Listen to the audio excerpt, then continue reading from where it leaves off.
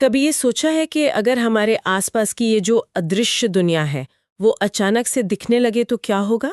मतलब अगर हम हवा में तैरते, हमारी त्वचा पर चलते, हर चीज पर मौजूद उन करोड़ों जीवों को देख पाते, तो हमारी दुनिया कैसी लगती? शायद थोड़ी डरावनी, पर मुझे लगता है उससे कहीं ज्यादा हैरान कर देने वाली होती। हाँ। हम देखते कि हर जगह एक हलचल है, एक एक पूरा ब्रह्मांड है जो हमारी नंगी आंखों से छुपा हुआ है। एक ऐसी दुनिया जो हमारे हर काम पर, हमारे जीने के तरीके पर, यहाँ तक कि हमारे होने पर भी असर डालती है। बिल्कुल। और कमाल की बात यह है कि ये दुनिया हमेशा से यही थी, बस हमारे पास इसे देखने का जरिया नहीं था। तो आज की हमारी ये जो पड़ताल है वो इसी नजरिए को हासिल करने के बारे में है। हमारे पास विज्ञान का एक अध्याय है जो सूक्ष्म जीवों की कह सकते हैं आकर्षक दुनिया के दरवाजे खोलता है। और हमारा मिशन सिर्फ ये जानना नहीं है कि ये क्या है, बल्कि ये समझना है कि इनकी खोज की कहानी क्या थी। अच्छा। ये जीवन की किस सबसे छोटी इकाई सी बनी है, और कैसे ये नन्हे नन्हे जीव हमारे पर्यावरण को चलाने से लेकर हमारे किचन में खाना बनाने तक हर जगह मौजूद है। एकदम सही। तो ये एक सफर है, एक साधारण से कांच के टुकड़े से शुरू होकर हमारे दही में मौजूद बैक्टीरिया तक। चलिए इस सफर की शुरुआत वहीं से करते हैं जहां से ये सब शुरू हुआ, एक नई दुनिया में झांकने की पहली कोशिश से। सदियों तक एक पूरा का पूरा संसार हमारी नजरों से ओझल था। ये बिल्कुल सच है। बहुत पहले लोगों ने ये तो देख लिया था कि कांच का एक खास तरह का घुमावदार टुकड़ा छोटी चीजों को बड़ा दिखा सकता है। अच्छा। और मजेदार बात यह है कि उस कांच के टुकड़े का आकार मसूर की दाल यानी लेंटिल जैसा था। अरे वाह। बीच में मोटा और किनारों पर पतला। इसी वजह से उसका नाम लेंस पड़ गया। ये एक बहुत बड़ी खोज थी, पर तब किसी को अंदाजा नहीं था कि ये कहां तक ले जाएगी। मतलब ये सिर्फ अक्षर बड़े करके पढ़ने के लिए नहीं था, ये तो एक तरह से एक नए आयाम का दरवाजा था। हाँ, इसी साधारण से आवर्धक लेंस से सूक्ष्मदर्शी यानी माइक्रोस्कोप का आविष्कार हुआ। और यहीं से कहानी में हमारे पहले हीरो की एंट्री होती है। बिल्कुल। 1665 में रॉबर्ट हुक नाम के एक अंग्रेज वैज्ञानिक ने एक किताब छापी जिसका नाम था माइक्रोग्राफिया। माइक्रोग्राफिया। हुक सिर्फ एक वैज्ञानिक ही नहीं थे, बल्कि एक कमाल के कलाकार भी थे। उन्होंने अपनी किताब में उन चीजों के चित्र बनाए जिन्हें उन्होंने अपने बनाए माइक्रोस्कोप से देखा था। जैसे एक मक्खी की आंख, एक सुई की नोक, ऐसी चीजें जिन्हें लोगों ने पहले कभी इतनी बारीकी से नहीं देखा था। रुकिए, तो हुक ने सिर्फ खाली जगहें देखी और उन्हें कोशिका कह दिया? क्या उन्हें उस वक्त अंदाजा था कि वो असल में जीवन के आधार को देख रहे हैं, या उनके लिए ये सिर्फ एक मधुमक्खी के छत्ते जैसा एक पैटर्न था? ये बहुत अच्छा सवाल है। उस वक्त हुक को इसका बिल्कुल अंदाजा नहीं था। उन्होंने कॉर्क, जो कि पेड़ की छाल से बनता है, उसका एक पतला सा टुकड़ा देखा। ओके। उन्हें उसमें मधुमक्खी के छत्ते जैसे छोटे छोटे खाली खाने या कह लें कमरे दिखाई दिए। अच्छा। उस जमाने में मठों में भिक्षुओं के रहने के जो छोटे छोटे कमरे होते थे, उन्हें सेल कहा जाता था। हाँ। हुक को वो रचना वैसी ही लगी, तो उन्होंने उसे सेल नाम दे दिया। वाह। तो कोशिका या सेल शब्द का मतलब असल में छोटा कमरा है, ये तो मैंने कभी सोचा ही नहीं था। हाँ, और ये सिर्फ एक नाम नहीं था, ये अनजाने में दिया गया एक क्रांतिकारी विचार था। कैसे? इसने पहली बार ये संभावना जताई कि शायद हर जीवित चीज, चाहे वो पेड़ हो या इंसान, ऐसे ही छोटे छोटे लेगो ब्लॉक्स से बनी है। इसने जीव विज्ञान की पूरी दिशा ही बदल दी। भले ही उन्होंने खाली मृत कोशिकाएं देखी थीं, पर उन्होंने दरवाजा खोल दिया था। बिल्कुल। और उस दरवाजे से अंदर झांकने वाला अगला बड़ा नाम था एंटोनी वॉन ल्यूवेनहॉक। हाँ, ल्यूवेनहॉक। 1660 के दशक में हॉलैंड में कपड़े का व्यापारी था ये। उसे लेंस घिसने का जुनून था।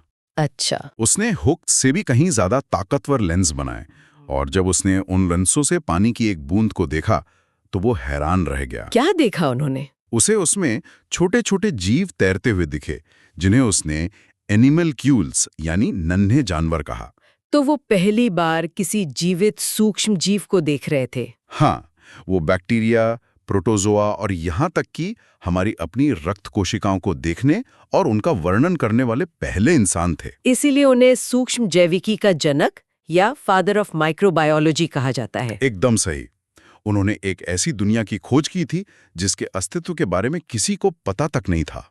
ठीक है, तो हमने जीवन की सबसे छोटी ईंट यानी कोशिका को खोज लिया, लेकिन इस छोटे कमरे के अंदर असल में होता क्या है? हम सब स्कूल से जानते हैं कि कोशिकाओं के मुख्य भाग होते हैं, एक बाहरी झिल्ली, एक केंद्रक और बीच में भरा हुआ पदार्थ। पर दिलचस्प बात यह है कि इन साधारण हिस्सों में ही कितनी जटिलता छिपी है। बिल्कुल।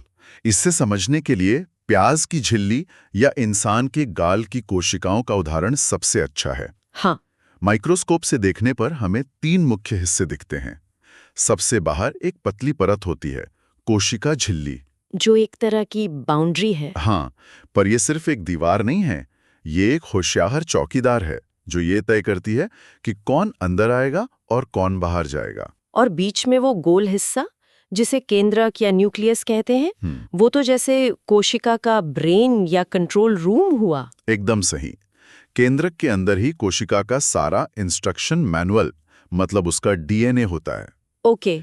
यही बताता है कि कोशिका को क्या करना है, कैसे करना है और कब करना है। और इन दोनों के बीच में जो जेली जैसा पदार्थ भरा होता है वो है कोशिका द्रव्य या साइटोप्लाज्म। ये सिर्फ एक खाली जगह नहीं है, बल्कि एक व्यस्त फैक्ट्री की तरह है जहां कोशिका के सारे काम होते हैं। लेकिन सभी कोशिकाएं एक जैसी तो नहीं होती। हमारे सोर्स मटेरियल में पौधों और जंतुओं की कोशिकाओं के बीच के अंतर पर काफी जोर दिया गया है। हाँ, और ये अंतर उनके जीने के तरीके की वजह से है। सोचिए, पौधे एक ही जगह खड़े रहते हैं। सही बात है। वो बारिश, तूफान या किसी जानवर के हमले से भाग नहीं सकते। इसलिए उनकी कोशिकाओं के बाहर एक और मोटी, मजबूत परत होती है जिसे कोशिका भित्ति या सेल वॉल कहते हैं। एक तरह का कवच। बिल्कुल, ये उन्हें मजबूती और सुरक्षा देता है। और वो अपना खाना भी खुद बनाते हैं, तो उसके लिए भी कुछ खास होना चाहिए। हाँ, पादप कोशिकाओं में हरे रंग के छोटे छोटे हिस्से होते हैं जिन्हें हरित लवक या क्लोरोप्लास्ट कहते हैं। ये उनकी अपनी सोलर पावर्ड किचन है। कह सकते हैं, जहां वो सूरज की रोशनी का इस्तेमाल करके अपना भोजन बनाते हैं। जंतुओं को इसकी जरूरत नहीं, क्योंकि हम अपना भोजन बाहर से लेते हैं। इसके अलावा पादप कोशिकाओं में एक बड़ी सी केंद्रीय रसधानी या वैक्यूल होती है जो पानी और जरूरी चीजों को स्टोर करने वाले गोदाम की तरह काम करती है। और जंतु कोशिकाओं में ये सब नहीं होता। न कवच जैसी सेल वॉल, न खाना बनाने वाले क्लोरोप्लास्ट, और ये गोदाम भी या तो होता नहीं, ये बहुत छोटा होता है। सही कहा, लेकिन विविधता सिर्फ पौधों और जंतुओं के बीच नहीं है। एक ही जीव के शरीर के अंदर अरबों कोशिकाएं होती हैं और सब अलग अलग काम के लिए बनी होती हैं। मतलब डिवीजन ऑफ लेबर। हाँ, ये उसका बेहतरीन उदाहरण है। जैसे हमारी मांसपेशी की कोशिकाएं, वो लंबी और तकुए के आकार की होती हैं ताकि वो आसानी से सिकुड़ और फैल सके, जिससे हम चल फिर पाते हैं। और दूसरी तरफ हमारी तंत्रिका कोशिकाएं यानी न्यूरॉन्स को देखिए। हाँ, वो तो बहुत अलग दिखती हैं। वो किसी पेड़ की शाखाओं की तरह लंबी और फैली हुई होती हैं। उनकी ये बनावट उन्हें दिमाग से लेकर पैर के अंगूठे तक संदेशों को तेजी से पहुंचाने में मदद करती है। बिल्कुल, बिजली के सिग्नल की तरह। हर कोशिका की बनावट उसके काम का सीधा आईना है। ठीक है, तो हमने जीवन की सबसे छोटी ईंट यानी कोशिका को समझ लिया। लेकिन क्या होता है जब पूरा का पूरा जीव ही सिर्फ एक ईंट से बना हो?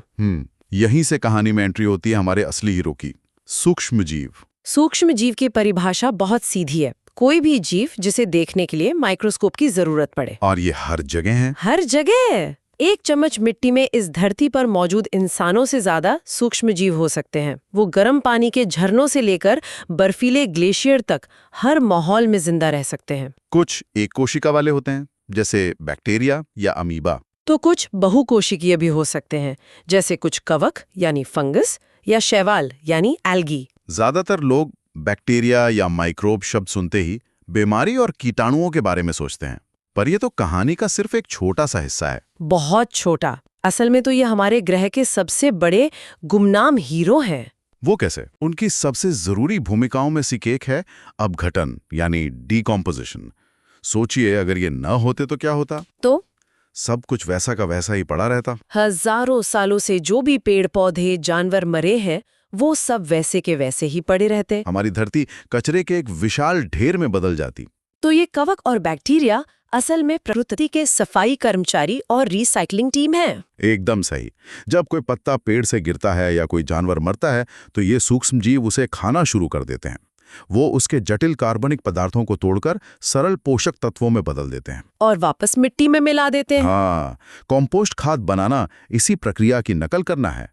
आप फलों सब्जियों के छिलके एक गड्ढे में डालते हैं और ये सूक्ष्म जीव उसे पोषक तत्वों से भरपूर खाद में बदल देते हैं। ये जीवन का चक्र है और इस चक्र को चलाने का इंजन यही सूक्ष्म जीव है। ये जानना भी दिलचस्प है कि सोर्स मटेरियल में प्राचीन भारतीय ग्रंथों का भी जिक्र है। हाँ, वेदों जैसे ग्रंथों में कृमि शब्द का इस्तेमाल हुआ है, जो सिर्फ कीड़ों के लिए नहीं बल्कि कई तरह के न दिखने वाले जीवों के लिए भी किया गया है। तो मतलब एक तरह की समझ पहले से थी। एक तरह की प्राचीन सहज बुद्धि को दिखाता है कि हमारे पूर्वज ये समझते थे कि दुनिया में ऐसी शक्तियां काम कर रही हैं जो दिखाई नहीं देती। और आज तो हम इन शक्तियों का इस्तेमाल अपनी बड़ी बड़ी समस्याओं को सुलझाने के लिए भी कर रहे हैं, जैसे आनंद मोहन चक्रवर्ती का काम। वो एक शानदार उदाहरण है। 1970s के दशक में भारतीय अमेरिकी वैज्ञानिक आनंद मोहन चक्रवर्ती ने कुछ ऐसा किया जो किसी ने सोचा नहीं था। क्या किया था उन्होंने? उन्होंने एक बैक्टीरिया को आनुवंशिक रूप से संशोधित किया। मतलब उन्होंने उस बैक्टीरिया के इंस्ट्रक्शन मैनुअल में कुछ बदलाव किए ताकि वो कच्चा तेल खाना सीख जाए। मतलब उन्होंने एक सुपर बग बना दिया जो तेल के रिसाव को साफ कर सकता है। बिल्कुल, ये दिखाता है कि हम इन सूक्ष्म जीवों को सिर्फ समझ ही नहीं रहे बल्कि उनके साथ मिलकर पर्यावरण की गंभीर समस्याओं का हल भी निकाल सकते हैं। तो ये अदृश्य जीव हमारे ग्रह को साफ करने से लेकर अब हमारे किचन तक आ पहुंचे हैं। मुझे याद है लॉकडाउन में जब सब लोग ब्रेड बनाने में लगे थे, तब पहली बार समझ आया था कि खमीर यानी यीस्ट सिर्फ एक पाउडर नहीं बल्कि लाखों जीवित जीव हैं जिन्हें हम जगाकर काम पर लगा रहे हैं। आपने बिल्कुल सही पकड़ा। रसोई में इनकी भूमिका किण्वन यानी फर्मेंटेशन के जरिए होती है। खमीर एक तरह का एक कोशिकीय कवक है। जब आप उसे गुनगुने पानी और चीनी के साथ आटे में मिलाते हैं तो वो जाग जाता है और सांस लेना शुरू कर देता है। और जब वो सांस लेता है तो कार्बन डाइऑक्साइड गैस छोड़ता है, ठीक हमारी तरह। हाँ, और वो गैस के छोटे छोटे बुलबुले आटे के अंदर फंस जाते हैं जिससे आटा फूल जाता है। ब्रेड, केक, भटूरे, सबका नरम और जालीदार होना इसी गैस का कमाल है। हम असल में लाखों कवक की सांस से बने बुलबुलों को खा रहे होते हैं। और दही, वो भी तो इन्हीं का कमाल है। मेरी दादी कहती थीं कि दही लगता नहीं जमता है। शायद यही वजह है। आपकी दादी सही कहती थी। दही में लैक्टोबैसिलस नाम का एक दोस्त बैक्टीरिया होता है। ओके। जब आप गुनगुने दूध में 1 चम्मच दही, जिसे जामन कहते हैं, हाँ, मिलाती हैं, हाँ, तो आप असल में लाखों लैक्टोबैसिलस बैक्टीरिया को दूध में डाल रही होती हैं। और फिर वो अपना काम शुरू कर देते हैं। हाँ, ये बैक्टीरिया दूध में मौजूद चीनी यानी लैक्टोज हाँ, को खाना शुरू कर देते हैं और अपनी आबादी तेजी से बढ़ाते हैं। और इस प्रक्रिया में वो दूध को दही में बदल देते हैं। हाँ, लैक्टोज को खाने के बाद वो एक एसिड बनाते हैं जिसे लैक्टिक एसिड कहते हैं। यही एसिड दूध के प्रोटीन को जमा देता है जिससे दूध गाढ़ा होकर दही बन जाता है। और दही का जो हल्का खट्टा स्वाद होता है वो भी इसी एसिड की वजह से होता है। बिल्कुल। तो दही असल में बैक्टीरिया द्वारा पचाए और बदले गए दूध का ही एक रूप है। कमाल है। और खाना बनाने के अलावा ये खेती में भी किसानों की मदद करते हैं। हाँ, यहाँ नाइट्रोजन स्थिरीकरण यानी नाइट्रोजन फिक्सेशन की प्रक्रिया बहुत जरूरी है। अच्छा। हमारे वायुमंडल में लगभग 78% नाइट्रोजन है, पर पौधे उसे सीधे इस्तेमाल नहीं कर सकते। वो नाइट्रोजन के भूखे हैं पर उसे खा नहीं सकते हैं। तो यहाँ भी बैक्टीरिया मदद के लिए आते हैं। बिल्कुल। राइसोबियम जैसे कुछ खास बैक्टीरिया फलीदार पौधों जैसे मटर, चना, सेम, इनकी जड़ों में छोटी छोटी गांठें बनाकर रहते हैं। ये एक तरह का सौदा है। हाँ, एक तरह का सौदा है। पौधा बैक्टीरिया को रहने के लिए घर और खाने के लिए शुगर देता है और बदले में बैक्टीरिया पौधे को नाइट्रोजन देता है। एकदम सही। बैक्टीरिया हवा से नाइट्रोजन गैस लेकर उसे एक ऐसे रूप जैसे अमोनिया में बदल देता है जिसे पौधा आसानी से सोख सकता है। ये एक तरह से पौधे की जड़ में लगी प्राकृतिक खाद की फैक्ट्री है। बिल्कुल। इससे मिट्टी अपने आप उपजाऊ हो जाती है और रासायनिक खादों की जरूरत कम पड़ती है। इसीलिए किसान अक्सर अपनी जमीन की सेहत सुधारने के लिए अदल बदल कर फलीदार फसलें उगाते हैं। सही पकड़ा। तो इस पूरी बातचीत का सार क्या है? एक साधारण से लेंस से मिली पहली झलक से लेकर तेल खाने वाले बैक्टीरिया बनाने तक, इस अदृश्य दुनिया की हमारी समझ ने हमारी अपनी दुनिया को पूरी तरह से बदल दिया है। ये बिल्कुल सही है। ये सिर्फ छोटे छोटे जीव नहीं है, ये इस ग्रह के रिसाइकलर हैं, हमारे बावर्ची हैं, हमारे किसान हैं। और जैसा कि आप कह रहे थे, हमारे ग्रह के फेफड़े भी हैं। हाँ, और यहीं पर एक जरूरी बात सामने आती है। हमारे सोर्स मटेरियल में एक चेतावनी भी है। क्या? प्रदूषण और जलवायु परिवर्तन का असर सूक्ष्म शैवाल यानी माइक्रो एल्गी पर पड़ रहा है। ये वो सूक्ष्म जीव हैं जो हमारे महासागरों, झीलों और नदियों में रहते हैं। और ये क्यों इतने जरूरी हैं? क्योंकि ये दुनिया के सबसे बड़े ऑक्सीजन उत्पादक हैं। हम हमेशा अमेज़न के जंगलों को धरती का फेफड़ा कहते हैं, पर सच तो ये है कि हमारे ग्रह की आधी से ज्यादा ऑक्सीजन इन्हीं सूक्ष्म शैवालों से आती है। आधी से ज्यादा? हाँ, हर 2 में से 1 सांस जो हम लेते हैं उसका श्रेय महासागरों में तैरते इन नन्हे पौधों को जाता है। ये तो चौंकाने वाली बात है। तो हमारा अंतिम विचार इसी से जुड़ा है। हाँ, सवाल यह है कि अगर प्रदूषण और बढ़ते तापमान की वजह से ये सूक्ष्म शक्ति स्रोत हमारे महासागरों और झीलों से गायब होने लगें, तो इसकी अनदेखे परिणाम क्या हो सकते हैं? एक ऐसी दुनिया कैसी होगी जहां महासागर सांस नहीं ले पा रहे हों? ये एक ऐसा सवाल है जो इन नन्हे जीवों के विशाल महत्व को दिखाता है और हमें सोचने पर मजबूर करता है।